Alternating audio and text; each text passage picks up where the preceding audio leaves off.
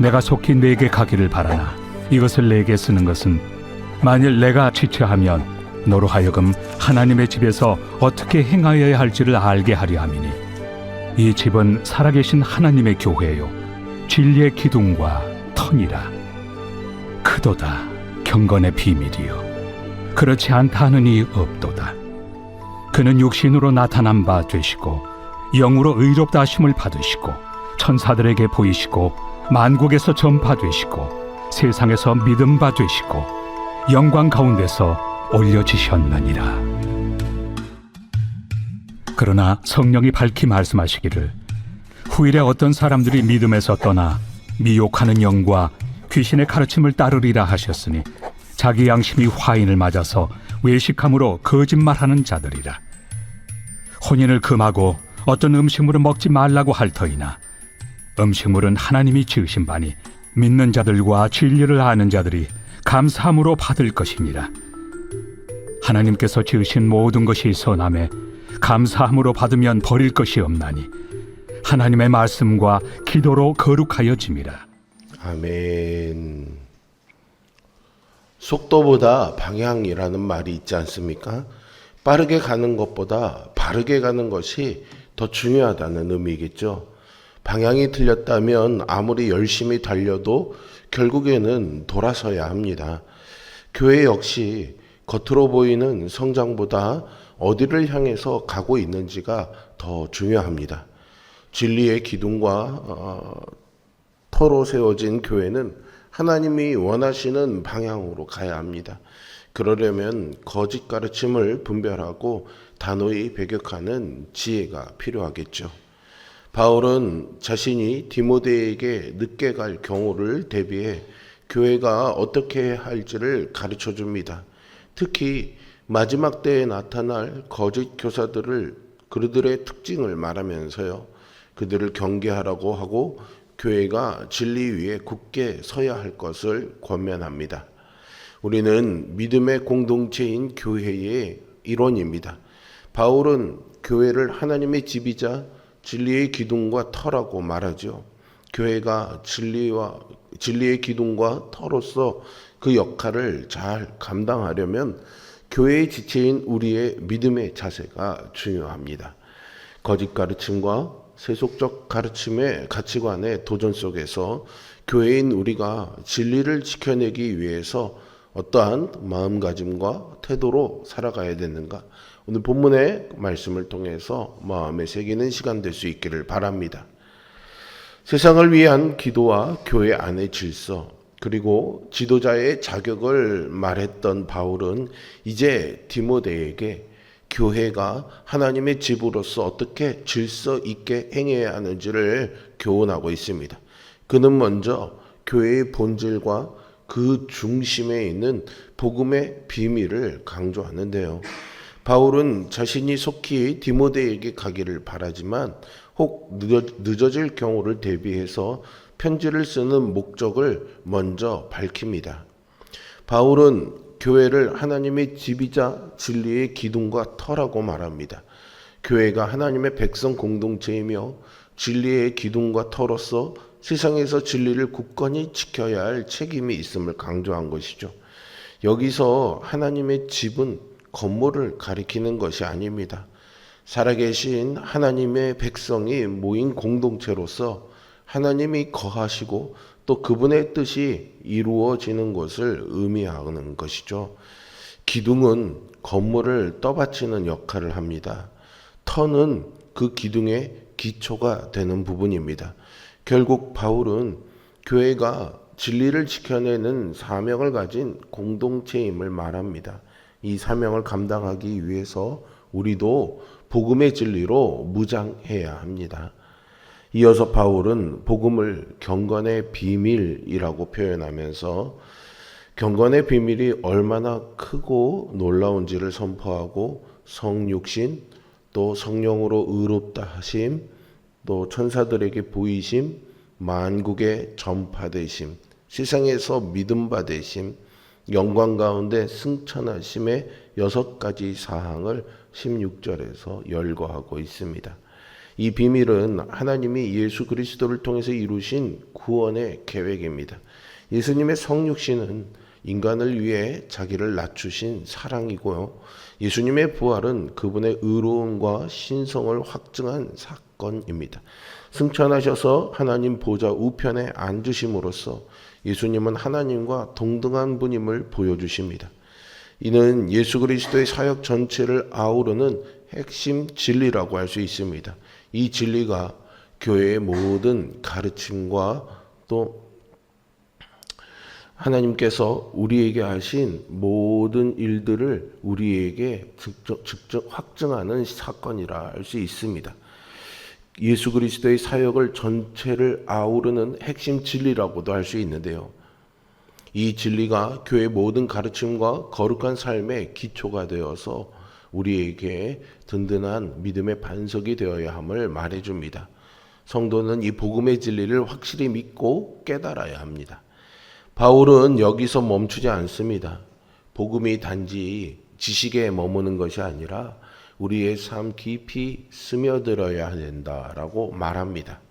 경건의 비밀이 우리의 삶에 스며든다라는 것은 복음의 진리를 깨닫고 하나님과의 친밀한 관계 안에서 그분의 성품을 닮아가며 말과 행동으로 하나님을 드러내는 것입니다. 그러기 위해 우리는 매일 말씀을 묵상하고 기도하는 경건 생활을 꾸준히 훈련해야 합니다. 이 훈련이야말로 우리 교회를 또 여러분들을 진리의 기둥과 터로 세우는 힘이 될 것입니다.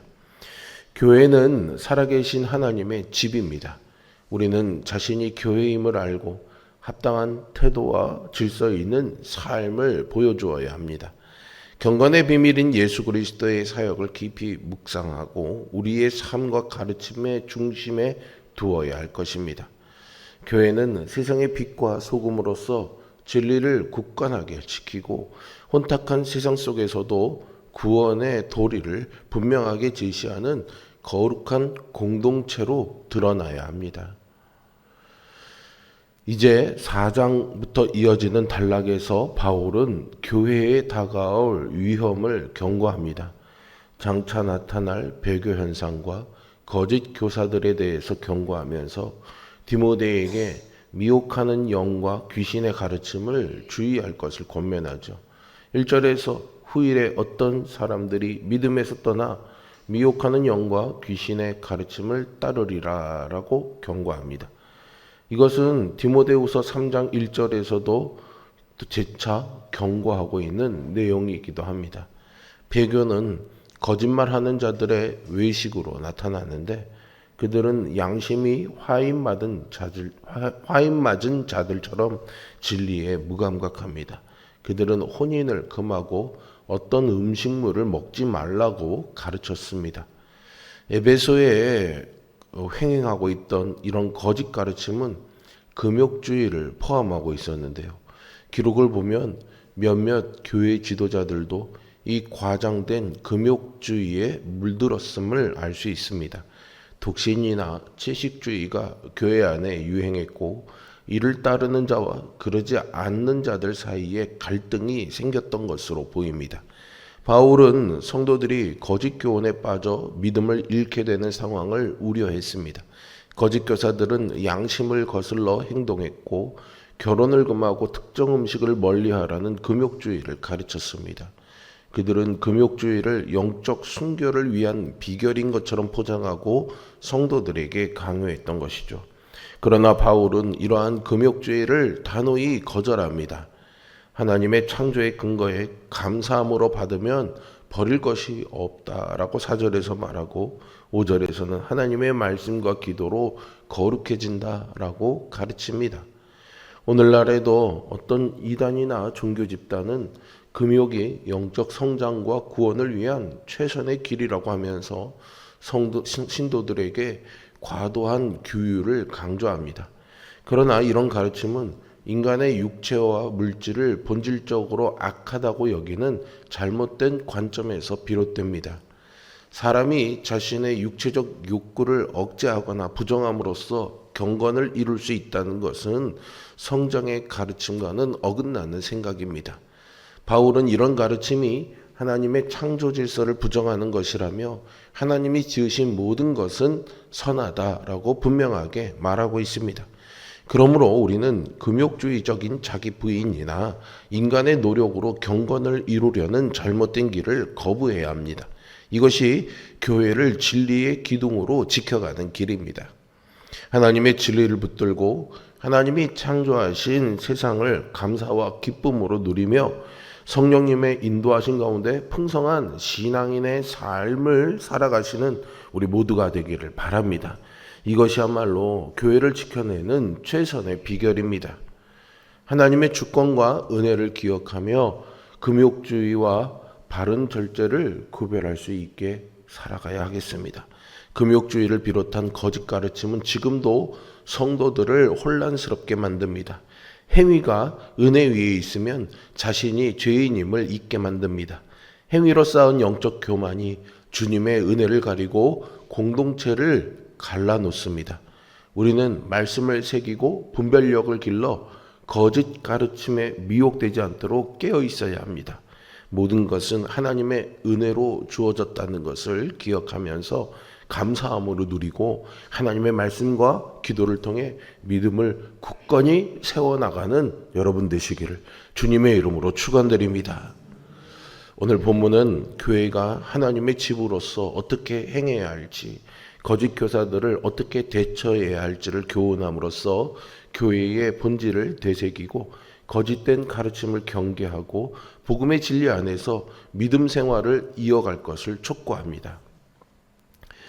교회가 진리의 기둥과 터로 세워지기 위해서는 교회에 속한 우리가 하나님의 말씀과 기도로 거룩함을 이루며 살아가야 합니다.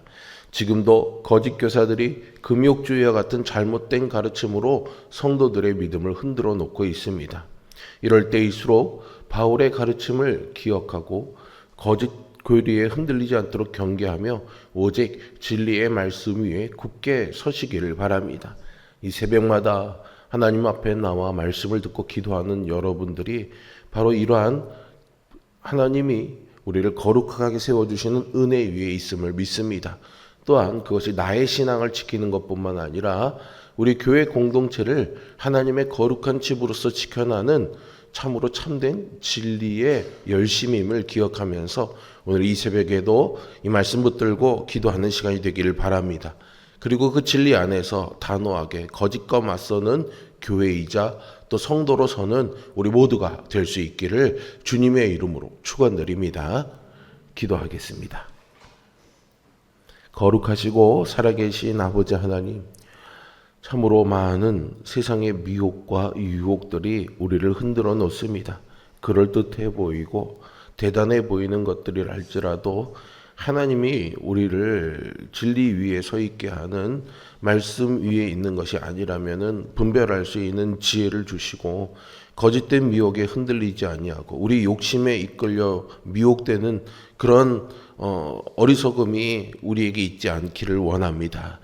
이 새벽에 연약한 우리의 심령, 아직도 아둔하고 어리석은 우리를 주님께서 긍휼히 여겨주심을 믿고 말씀 앞에 엎드려 기도합니다. 성령님 임재하여 주셔서 진리의 영으로 우리 가운데 계셔서 세상에 이런 거짓된 미혹과 우리 의로움에 빠져 하나님 마치 잘못된 신앙을 잘된 신앙으로 여기며 살아가는 어리석음에 있는 우리를 구원하여 주시고 참된 진리 위에서 나 자신과 또 교회를 지켜나가는 믿음의 사람으로 살아가게 하여 주시옵소서. 오늘도 하나님의 선하심과 진실하심이 우리를 붙잡아 인도해 주시기를 소망하며 예수 그리스도의 이름으로 기도합니다. 아멘.